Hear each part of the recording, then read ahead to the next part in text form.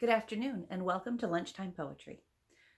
I'm Lorie, and I'm a librarian at Manlius Library in Central New York. Every day at noon for the month of April, I'll be sharing a couple of poems with you to celebrate April as National Poetry Month. Today, we're going to start with a poem by William Wordsworth called Lines Written in Early Spring. I'm going to start with a little bit of exposition from his diary to explain the poem. May 26th, Monday. A very fine morning. Worked in the garden till after 10, when old Mr. Simpson came and talked to me till after 12. Molly weeding. Wrote letters to J.H., Coleridge, C, L.I., and W. I walked toward Rydale and turned aside at my favorite field. The air and the lake were still. One cottage light in the vale, and so much of day left that I could distinguish objects, the woods, trees, and houses. 2 or 3 different kinds of birds sang at intervals on the opposite shore. I sat till I could hardly drag myself away. I grew so sad. When pleasant thoughts, etc. Lines written in early spring. Written at Alfoxden in 1798. I heard 1,000 blended notes while in a grove I sat reclined, in that sweet mood when pleasant thoughts bring sad thoughts to the mind. To her fair works did nature link the human soul that through me ran, and much it grieved my heart to think what man has made of man. Through primrose tufts in that green bower the periwinkle trailed its wreaths, and 'tis my faith that every flower enjoys the air it breathes. The birds around me hopped and played, their thoughts I cannot measure, but the least motion which they made, it seemed a thrill of pleasure. The budding twigs spread out their fan to catch the breezy air, and I must think, do all I can, that there was pleasure there. If this belief from heaven be sent, if such be nature's holy plan, have I not reason to lament what man has made of man? And that is, again, Lines Written in Early Spring by William Wordsworth.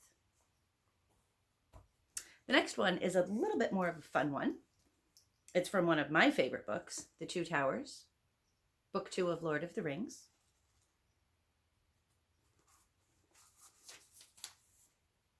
And it is the song of the Ent and the Ent wife.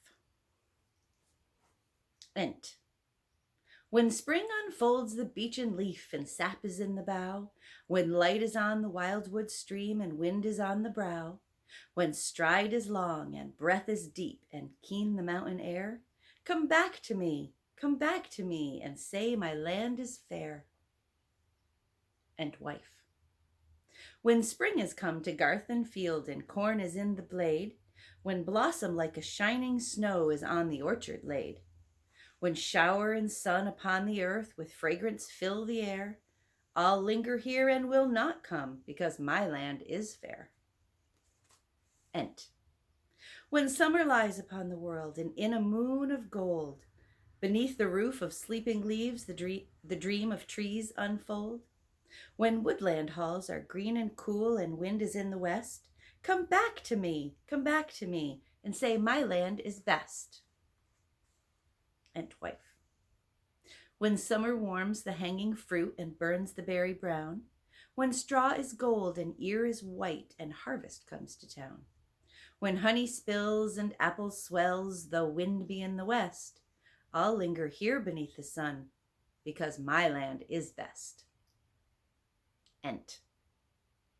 When winter comes, the winter wild that hill and wood shall slay, when trees shall fall in starless night devour the sunless day, when wind is in the deadly east then in the bitter rain, I'll look for thee and call to thee, I'll come to thee again. Ent wife. When winter comes and singing ends, when darkness falls at last, when broken is the barren bough and light and labor past, I'll look for thee and wait for thee until we meet again. Together we will take the road beneath the bitter rain. Both. Together we will take the road that leads into the west, and far away we'll find a land where both our hearts may rest.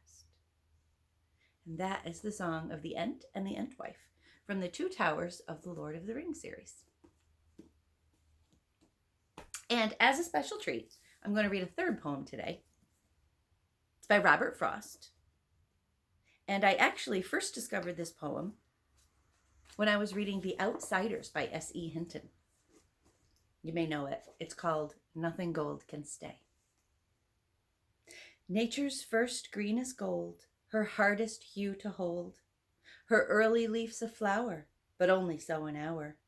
Then leaf subsides to leaf, so Eden sank to grief. So dawn goes down to day, nothing gold can stay. Again, that was Nothing Gold Can Stay by Robert Frost. I hope you've enjoyed the very first edition of Lunchtime Poetry. Again, I'm Lorie. I'm a librarian at Manlius Library in Central New York. And I will be here every day at noon in April to celebrate April is Poetry Month. You can find the link through our website at www.manliuslibrary.org. If you have any questions or suggestions, please feel free to leave them on the video or send me an email at lfinger@manliuslibrary.org. Thank you very much and happy Poetry Month.